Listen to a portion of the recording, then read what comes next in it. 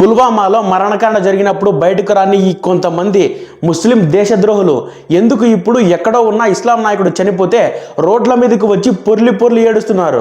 అసలు ఇరాన్ మనకు చేసిన అన్యాయం ఏంటి? ఎందుకు భారతదేశం ఇరాన్ని కాదని ఇజ్రాయెల్కు సపోర్ట్ చేస్తోంది? ఇండియా పాకిస్తాన్ ఈ ఇరాన్ ఇజ్రాయెల్ యుద్ధం వల్ల ఎవరు ఎక్కువ లాభం పొందుతారు? ఇరాన్ తర్వాత ఇజ్రాయెల్ యొక్క నెక్స్ట్ టార్గెట్ పాకిస్తాన్ అండ్ టర్కీనేనా? అవునండి, ఇప్పుడు జరుగుతున్న పరిస్థితులు చూస్తుంటే అలాగే అనిపిస్తుంది. ఎందుకంటే ఏ ఇస్లామిక్ తీవ్రవాద రాజ్యం కూడా అణ్వాయుధాలతో ప్రపంచాన్ని బెదిరించడానికి అనుమతించబడదు. కాబట్టి ఇండియా మరియు ఇజ్రాయిల్ ఏకమవుతున్నాయండి. మొన్న ప్రధాని నరేంద్ర మోదీ నెతన్యాహు 16 సెకండ్ల భావోద్వేగ కౌగిలింత రాబోయే యుద్ధాలకు మనం అంగీకారంగా భావించవచ్చా అంటే అవుననే అనిపిస్తోంది. ప్రస్తుతానికి ఇజ్రాయిల్ మరియు అమెరికా ఇరాన్ పాలనను అణిచివేయడానికి తమ దాడిని కొనసాగిస్తూనే ఉన్నాయండి. ఈ యుద్ధంలో 14 ఇరాన్ నగరాలపై, ముఖ్యంగా రాజధానిపై వైమానిక దాడులు నిర్వహించారు. ఈ యుద్ధంలో ఇరాన్ సైన్యం ఆయుధాలు కిందికి దింపి లొంగిపోవాలని ట్రంప్ హెచ్చరించారండి. కానీ ఇరాన్ వారి మాటలు వినలేదు. యుద్ధాన్ని అలాగే కొనసాగిస్తూనే ఉంది. అందుకు అమెరికా అరడజను ఇరాన్ నేవీ నౌకలను కూడా ధ్వంసం చేసేసింది. ఈ యుద్ధంలో కువైట్పై బాంబులు వేయడానికి వచ్చిన అమెరికాకు చెందిన F-15 యుద్ధ విమానం కూడా కూలిపోయిందండి. ఇరాన్కు చెందిన చైనా వాయు రక్షణ వ్యవస్థలు కూడా విఫలమైపోయాయి. ఖమేనీ మరణం తర్వాత యుద్ధం ఆగిపోతుందిలే అని ట్రంప్ భావించి ఉంటే అతను పొరబడినట్టే. కొన్ని ఇరానియన్ మిసైల్స్ ఖమేనీ మరణం తర్వాత ఇజ్రాయెల్పై దాడి చేయడమే కాకుండా 8 అరబ్ దేశాలపై ఇరానియన్ డ్రోన్లు మిసైల్స్తో విరుచుకుపడ్డాయి. ఇందులో Oman, UAE, Qatar, Bahrain, Kuwait, Saudi Arabia, Iraq and Jordan ఉన్నాయండి. UAE విమానాశ్రయం మరియు బుర్జ్ ఖలీఫా చుట్టుపక్కల ఇరానియన్ డ్రోన్ల వర్షం కురిసింది. మనతో కూడా ఇరాన్కి దౌత్య సంబంధాలు ఉన్నప్పటికీ ఇరాన్ ఎల్లప్పుడూ భారతదేశానికి వ్యతిరేకంగానే ఉందండి.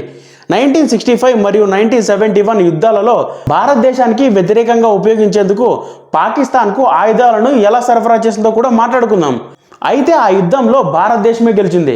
93,000 మంది పాకిస్తాన్ సైనికులు భారత సైన్యానికి లొంగిపోయారండి. అంతేకాకుండా పాకిస్తాన్ 2 భాగాలుగా విభజించబడింది. కానీ ఇప్పుడు ఆ ఇరాన్ నాయకుడి కోసం మన భారతదేశంలో పొర్లి పొర్లి ఏడుస్తున్న దేశద్రోహులు అందరూ అతను మనవాడు కాదని గ్రహించాలి.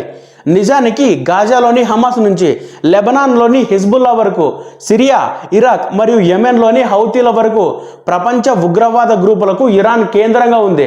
సాయం అందిస్తూనే ఉంది. ఒక పక్క ఇరాన్ ఇజ్రాయెల్ యుద్ధం జరుగుతుంటే పాకిస్తాన్ కరాచీలో వందలాది మంది పాకిస్తాన్ ఇరాన్ మద్దతు నిరసనకారులు కరాచీలోని అమెరికా కాన్సులేట్పై దాడికి ప్రయత్నించారు. వీరు కాన్సులేట్ బయట ఉన్న గోడలను దాటి లోపలికి వెళ్ళడానికి ప్రయత్నించగా అక్కడున్న భద్రతా దళాలు కాల్పులు జరిపారు. ఈ ఘర్షణలో కనీసం 10 నుంచి 16 మంది మరణించగా 60 మందికి పైగా గాయపడ్డారండి. లాహోర్లో కూడా అమెరికా కాన్సులేట్ వద్ద నిరసనకారులు రాళ్లతో దాడి చేసి ప్రవేశం ద్వారం వద్ద నిప్పు పెట్టారు. ఇస్లామాబాద్లోని US ఎంబసీ వద్ద POKలో కూడా హింసాత్మక నిరసనలు చెలరేగాయండి. ఈ పాకిస్తాన్ వాళ్ళు ఇలా డబుల్ గేమ్ ఆడుతుంటే కరాచీ నుంచి లాహోర్ వరకు, ఇస్లామాబాద్ నుంచి పీషా వరకు అన్ని సిచ్యువేషన్స్ని మానిటర్ చేస్తున్నట్లు ఇస్లామాబాద్లోని అమెరికా రాయబార కార్యాలయం తెలిపిందండి. మొత్తం ఈ యుద్ధం సద్దుమణిగిన తర్వాత వాళ్ళకి చుక్కలు చూపించే ఛాన్స్ కూడా ఉందండి. ఈ పాకిస్తాన్ ఇరాన్తో సోదర సంబంధాలు కలిగి ఉన్నాయని చెప్పుకుంటున్నప్పటికీ వీళ్ళు ఆడుతున్న డబుల్ గేమ్స్ అన్నీ బయటికి వచ్చేసాయండి. వీళ్ళకి డైరెక్ట్గా అమెరికాకు వ్యతిరేకంగా వెళ్ళి ఇరాన్కు మద్దతు ఇచ్చే ఉద్దేశం కానీ, ధైర్యం కానీ, సామర్థ్యం కానీ లేవండి. కానీ ఒకవైపు పాకిస్తాన్ ప్రధానమంత్రి ఖమేనీ మరణాన్ని ఖండిస్తాడు. మరోవైపు గల్ఫ్లోని 7 దేశాలపై ఇరాన్ చేస్తున్న దాడులను కూడా విమర్శిస్తాడు. మరి పాకిస్తాన్ నిజానికి ఎవరి వైపు ఉన్నట్టు? అమెరికా ఏ వైపు ఆదేశిస్తే అటువైపు వెళ్ళిపోతాడు. ఇది కూడా ట్రంప్కి పాకిస్తాన్ మీద కోపం రావడానికి ఒక కారణమైతే ఇరాన్ కూడా అమెరికా మిత్ర దేశాలను లక్ష్యంగా చేసుకొని ప్రతీకార దాడులు ప్రారంభించిందండి. ఈ దాడులు సైనిక స్థావరాలకే పరిమితం కాలేదండి. జనాలు నివసించే కేంద్రాలు, ఎత్తైన భవనాలు మరియు విమానాశ్రయాలను కూడా మిసైల్స్ తాకాయి. ఇజ్రాయెల్ మిసైల్ దాడిలో 9 మంది ప్రాణాలు కోల్పోయారు. UAEలో 3, USలో 3 సైనికులు ప్రాణాలు కోల్పోయారు. ఈ యుద్ధంలో ఇరాన్ న్యూట్రల్గా ఉండే ఒమెన్ దేశాన్ని కూడా వదలలేదండి. దుకుమ్ కమర్షియల్ ఎయిర్పోర్ట్ని లక్ష్యంగా చేసుకొని 2 ఇరానియన్ డ్రోన్లతో దాడి చేసింది. ఇలాంటి మారణహోమం జరపడానికే ఈ ఇస్లామిక్ కంట్రీస్ అన్నీ కలిసి ఒక కూటమిగా ఏర్పడడానికి 2025 సెప్టెంబర్లో పాకిస్తాన్ సౌదీ అరేబియాతో కలిసి వ్యూహాత్మక పరస్పర రక్షణ ఒప్పందంపై సంతకం చేసిందండి. ఈ కూటమిలో టర్కీ కూడా ఎంటర్ అవ్వాలని చూసింది. కానీ సౌదీ అరేబియా ఈ ఒప్పందంలోకి టర్కీ ప్రవేశాన్ని తిరస్కరించింది. సౌదీ మరియు టర్కీ వాళ్ళు ఇస్లామిక్ ప్రపంచంపై ఆధిపత్యం కోసం పోరాడుతున్నారు. పాకిస్తాన్ టర్కీ సంబంధాలు కూడా పెరిగిపోవడంతో ఇజ్రాయెల్ మాజీ ప్రధానమంత్రి నఫ్తాలి బెనెట్ మాట్లాడుతూ ఇజ్రాయెల్ కళ్ళు మూసుకుని ఉంటే మనకు చాలా ప్రమాదకరం అని అన్నారండి. మన సరిహద్దుల్లో తీవ్రవాదం ప్రమాదాలు పెరిగిపోతున్నాయని, పాకిస్తాన్ అణ్వాయుధాల మద్దతుతో ముస్లిం బ్రదర్హుడ్ను టర్కీ యాక్సెస్ చేస్తోందని ఆయన అన్నారండి. ఇజ్రాయెల్ ప్రధానమంత్రి నెతన్యాహు కూడా భారతదేశం, గ్రీస్ మరియు సైప్రస్లతో కలిసి ఒక షడ్భుజీ పొద్దులతో ఉన్న రక్షణ మరియు భద్రతా కూటమిని ఏర్పాటు చేయాలని కోరుకున్నారు. మనం ఇప్పుడు ప్రమాదాన్ని ఎదుర్కొంటున్నది ఇరాన్ నుంచి మాత్రమే కాకుండా టర్కీ, ఖతార్, పాకిస్తాన్, రియాద్తో ప్రభావితమై మమ్మల్ని చుట్టుముట్టాలని లక్ష్యంగా పెట్టుకున్న ఇస్లామిక్ దేశాలతో అని నెతన్యాహు అన్నారు. ఖతార్ దాడి తర్వాత ఆర్టికల్ 5 లాంటి నిబంధన కింద పాకిస్తాన్ అణ్వాయుధాలు ఇజ్రాయెల్ను నేరుగా బెదిరిస్తున్నాయి. ఈ ఇస్లామిక్ నాటో ఒప్పందంలో ఆర్టికల్ 5 అనేది అత్యంత కీలకమైనది. దీని ప్రకారం ఒక సభ్య దేశంపై దాడి జరిగితే అది కూటమిలోని అన్ని దేశాలపై జరిగిన దాడిగానే పరిగణించి అందరూ కలిసి పోరాడాల్సి ఉంటుంది. పాకిస్తాన్ కూడా ఇస్లామిక్ నాటోలో ఇలాంటి నిబంధనే ఉండాలని కోరుకుందండి. ఇంకోవైపు మన ఇండియా అలర్ట్ అయిపోయిందండి.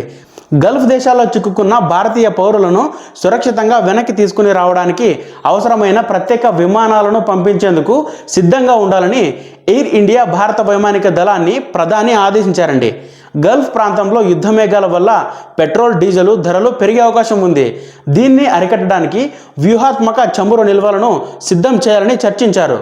సముద్ర మార్గాల ద్వారా జరిగే వాణిజ్యానికి ఆటంకం కలగకుండా భారత నౌకాదళం గస్తీని పెంచాలని నిర్ణయించారు. ఇక చివరగా మన భారతదేశం ఇరాన్కు ఎందుకు సపోర్ట్ చేయలేదో తెలుసా? 1965, 1971లో భారతదేశానికి, పాకిస్తాన్కి యుద్ధం జరిగింది. అప్పుడు ఇరాన్ భారీగా పాకిస్తాన్కు మద్దతు ఇచ్చింది.